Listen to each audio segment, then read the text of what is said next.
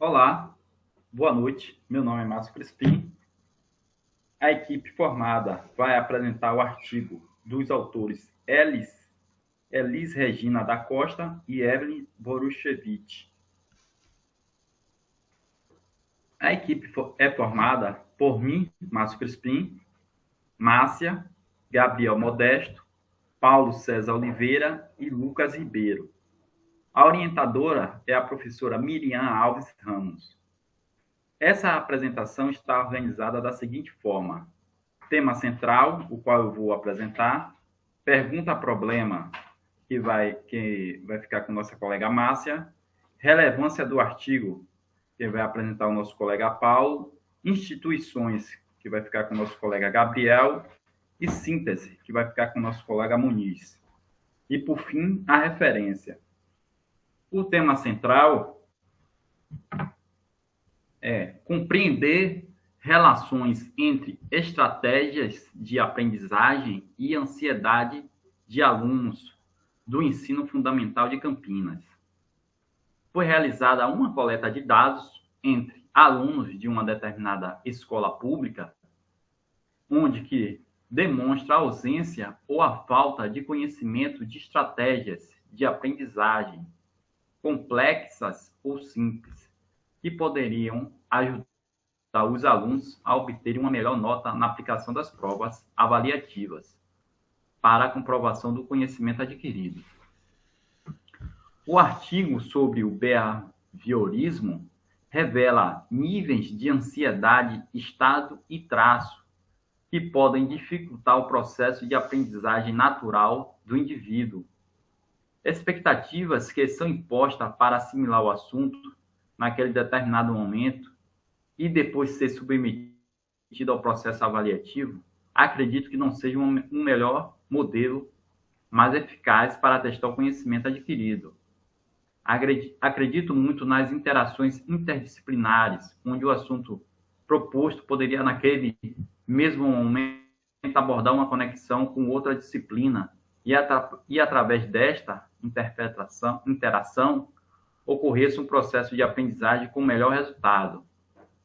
Acredito que essas implicações no ensino fundamental e no ensino médio acrescentassem mais naturalidade ao processo de aprendizagem do cidadão. As expectativas sobre o assunto estudado, a cobrança do próprio indivíduo para assimilar o tema proposto, a expectativa com a sobrevivência do próprio indivíduo contribui com os níveis de ansiedade, traço e estado relatados no artigo, que vem com o objetivo geral: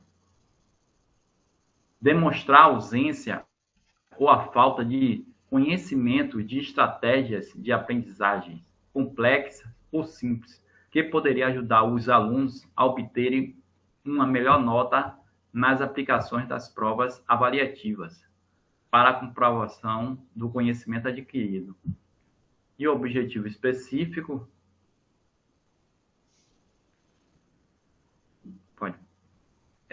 é a coleta de dados de determinado grupo de alunos, revelar os níveis de ansiedade, estado e traço que podem dificultar o processo de aprendizagem do indivíduo e fazer uma reflexão sobre o estado psicológico do indivíduo frente às atividades avaliativas. Agora eu vou passar a vez para a nossa colega Márcia. Olá, meu nome é Márcia. Eu vou apresentar o tópico Pergunta-Problema, que se refere à pesquisa realizada no artigo. Estudos realizados nos últimos 30 anos apoiam a hipótese de que a alta ansiedade interfere negativamente no desempenho acadêmico. A maior parte das investigações realizadas no contexto acadêmico têm sido desenvolvidas pelos teóricos da psicologia cognitiva, baseada no processamento da informação, que defendem que o uso adequado de estratégias de aprendizagem e a manutenção de um estado interno satisfatório favorece o desempenho escolar. Então, esse estado interno satisfatório refere-se ao controle de diversas variáveis, como motivação para aprender, atribuições de causalidade para situações de sucesso e fracasso escolar e controle da ansiedade. A ansiedade experimentada pelos alunos na situação de prova tem sido a mais investigada. Pode passar.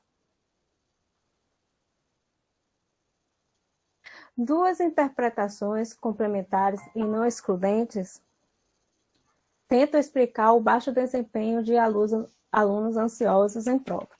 O primeiro modelo chama interferência. Defende que a ansiedade em situações de prova acaba por interferir na capacidade de recordar ou recuperar um conteúdo aprendido anteriormente no momento de tensão. Neste caso, a aprendizagem ocorreu, mas o aluno não é capaz de demonstrar devido à ansiedade causada pela situação de avaliação. O segundo modelo, chamado Deficit, relaciona a ansiedade com hábitos de estudo e estratégias de aprendizagem. Este último é defendido pelos teóricos que o baixo desempenho de alunos altamente ansiosos pode ser explicado por dois aspectos: deficiências nos hábitos de estudo e nas estratégias de aprendizagem utilizadas na preparação para situações de avaliação. A ansiedade dos alunos aumenta devido à consciência de que não dominam o conteúdo e de que não sabem estratégias de aprendizagem de forma adequada nas situações de avaliação escolar. Em geral, alunos com alta ansiedade possuem também um conhecimento deficiente sobre estratégia para a preparação a exames. Pode falar. Pode passar. Uma terceira hipótese foi proposta, a capacidade de processamento cognitivo limitado. Hábitos de estudo e estratégias de realização de provas ineficazes, assim como alta ansiedade nas situações de avaliação, sobrecarregariam a capacidade cognitiva disponível. Assumindo que o indivíduo possui uma capacidade de processamento de informação limitada, considerou-se o comportamento cognitivo da ansiedade absorveria parte dessa capacidade e as demandas da tarefa absorveriam a outra parte. Pode passar. Um bom desempenho escolar envolve o uso eficiente de estratégias de aprendizagem e o controle de variáveis psicológicas do aluno. O objetivo da investigação é verificar relações entre o uso de estratégias de aprendizagem e a ansiedade de alunos do ensino fundamental. Pode passar. Então, participaram, ao total, 155 alunos, sendo que 38 da segunda série, 40 alunos da quarta série, mais 40 alunos da sexta série e 37 alunos da oitava série do ensino fundamental. A faixa etária foi de 6 a 18 anos, todos da escola da rede pública de Campinas, e o nível socioeconômico baixo, e os alunos foram selecionados aleatoriamente. Foi realizada uma entrevista individual estruturada, constituída por 16 perguntas abertas e fechadas relativas à estratégia de aprendizagem. O objetivo da entrevista era investigar o uso de estratégias de aprendizagem por parte dos alunos em situações de aprendizagem em sala de aula, estudo e a realização de tarefas escolares em casa.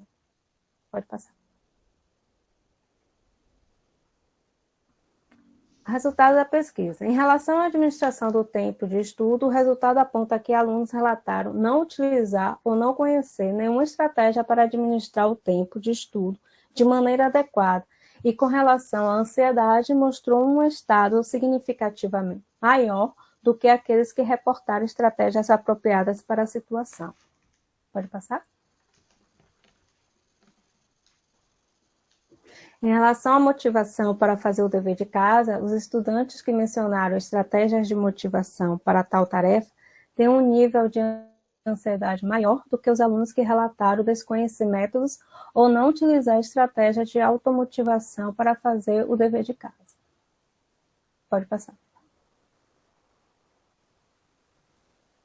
E em relação à organização do ambiente, foram encontradas relações significativas entre as estratégias mencionadas para organizar o ambiente de estudo e a ansiedade em 3 formas de análise: utilização e não utilização de estratégias, estratégias cognitivas e metacognitivas e estratégias simples e complexas. Pode passar. Então, conclui-se que os alunos que relataram usar estratégias de estruturação do ambiente de estudo possuem um nível maior de ansiedade, estado e traço do que aqueles que não organizam ou não sabem organizar o ambiente no momento de estudar. E alunos que relataram estratégias de organização no ambiente mais complexas têm uma ansiedade traço maior do que os estudantes que mencionaram não utilizar nenhuma estratégia. Das 16 perguntas da entrevista, surgiram relações significativas no que diz respeito ao uso de estratégia de aprendizagem e em relação à ansiedade, somente nas situações de administração do tempo de estudo, motivação para fazer o dever de casa e a organização do ambiente de estudo. Agora eu passo a palavra para meu colega Paulo. Olá, aqui quem fala é Paulo César. Vamos falar um pouco sobre a relevância do artigo. Pesquisas que relacionam a ansiedade e estratégias de aprendizagem mostram que um bom desempenho escolar pode ser observado com o uso eficiente de métodos de estudo. Tendo isso em vista, o artigo faz uma relação entre o nível de ansiedade que o aluno apresenta e o uso de estratégias de aprendizagem, e tentando medir se os alunos estão usando boas estratégias, se são mais ou menos ansiosos, e se isso interfere no seu desempenho. Tentando ter uma visão do problema a partir das peculiaridades da educação brasileira, precisamos analisar que vivemos num país onde, segundo o IBGE, das 50 milhões de pessoas com idades entre 14 e 29 anos, 10 milhões, ou seja, 20% delas, não tinham terminado alguma das etapas da educação básica. Tendo isso em vista, qualquer estudo que possa ajudar a mitigar esse problema, mesmo não sendo foco, pode ser vantajoso. Pensando no período que vivemos, que é o período da pandemia, que se tem mostrado bastante desafiador, estudos mostram que sintomas de ansiedade e depressão dobraram entre crianças e adolescentes. Mesmo que, voltando ao que eu falei antes, que isso não é exatamente o foco do estudo, mas pegando isso e analisando, e com a premissa de que uma pessoa ansiosa, mesmo com boas estratégias, tende a não ser eficiente nos estudos, esses dados se tornam relevantes para o momento atual. Outro aspecto importante de se falar em relação à relevância é a importância da família, para um bom desempenho escolar. Na leitura do texto, fica claro que a família é de suma importância para a aprendizagem dos seus filhos. Um ambiente favorável para estudar, a identificação de aspectos que ajudam e prejudicam o estudo, são pontos importantes do controle da ansiedade, tornando a parceria família-escola fundamental. Para finalizar a minha fala, eu gostaria de ler essa pergunta que eu coloquei aqui no slide. O que podemos absorver do artigo? Porque muitas vezes, quando a gente faz uma leitura de alguma coisa, a gente precisa saber o que aquilo pode agregar, o que aquilo pode pode contribuir. E eu acho que esse artigo ele é importante, tendo em vista que faz uma análise no momento de provas e etc., como é que os alunos lidam com aquilo, em relação à ansiedade.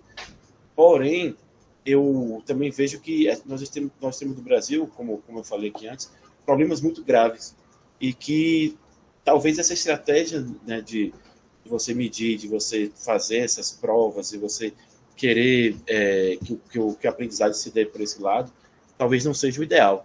Porém, isso não tira a relevância e a importância do artigo. Mas fica a reflexão para todo mundo que esteja assistindo aí, inclusive meus colegas aqui, possam pensar o que é que dá para se absorver sobre esse artigo. Agora eu vou passar a palavra para o nosso colega Gabriel. Boa noite a todos. Eu vou começar esse artigo tratando das instituições ou centro de apoio que propõem atividades ou intervenções para o enfrentamento da questão. A questão abordada aqui no artigo trata-se da ansiedade nos processos de ensino-aprendizagem, tanto para o processo de ensino quanto para a ansiedade presente no processo de avaliação do ensino. Passar, por favor.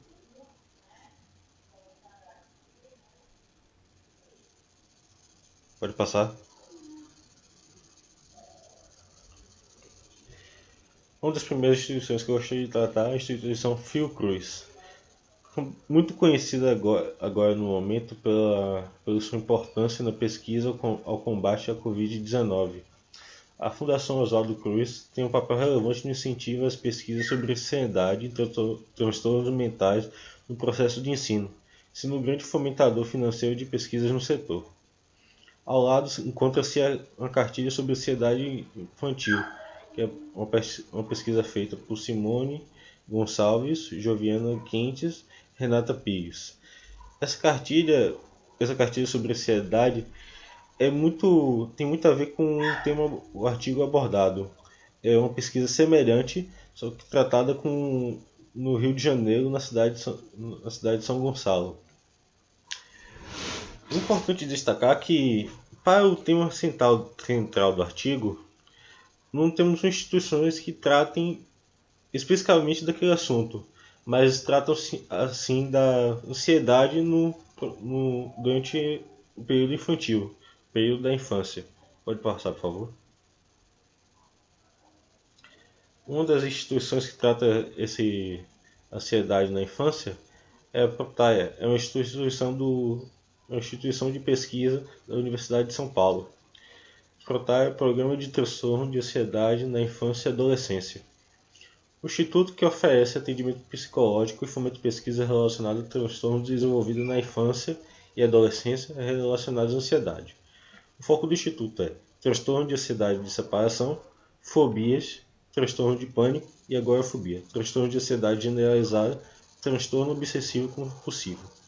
Vamos separar essas duas aqui. A primeira instituição Fiocruz fomenta pesquisas. Em uma dessas pesquisas tratava-se da ansiedade infantil no processo de ensino-aprendizagem. A outra é a instituição que trata do processo de ansiedade como um todo, não focado na ansiedade. O que nós temos no Brasil atualmente é e também na área da psicologia e da educação, nós temos muita pesquisa, muito trabalho que busca focar nisso, o que a ansiedade, o papel da ansiedade no processo de ensino-aprendizagem e seu revés na educação da criança e do adolescente. O que está faltando são instituições e programas responsáveis no Brasil para tratar a ansiedade no processo de ensino-aprendizagem. Em 2018 para 2019, foi aprovado no Congresso uma lei que obrigava as escolas municipais, tanto públicas quanto municipais e estaduais, a ter acompanhamento psicopedagógico dos estudantes. Porém, esse acompanhamento psicopedagógico não é acompanhado com um projeto para o ensino, para melhorar o ensino, para melhorar as relações entre ensino, aprendizagem e avaliações do estudante, tanto do ensino fundamental 1, 2 e ensino médio. A questão aqui é que existem muitas instituições que tratam a ansiedade com os seus revés e transtornos psicológicos, como o Protaia e o foco dessa instituição. Mas não tem instituições e programas governamentais que tratem melhor a ansiedade no processo de ensino-aprendizagem. O que vemos são pesquisas, tanto por teóricos da psicologia cognitiva, quanto pesquisas relacionadas aos processos de ensino, aprendizagem na educação fundamental e ensino médio. Por aqui eu agradeço pela minha participação e passo a palavra.